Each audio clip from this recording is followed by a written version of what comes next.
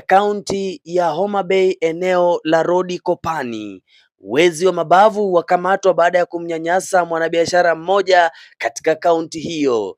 Inasemekana kuwa mwanabiashara huyo aliweza kuporwa mali zake zote huku akisafiri kutoka kaunti hiyo ya Homa Bay kuelekea Nairobi. Unayaona yanatendeka katika kaunti ya Homa Bay.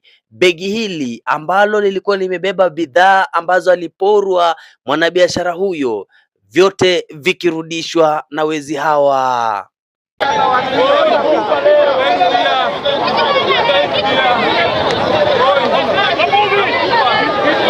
Vilio vya machungu vinasikika hewani kutoka kwa vinywa vya wezi hawa, huku wakiandamana moja kwa moja kulazimika kuelekea nyumbani kwa daktari wa kienyeji aliyewatuma nyuki hawa kwa kusudi la kuwanasa.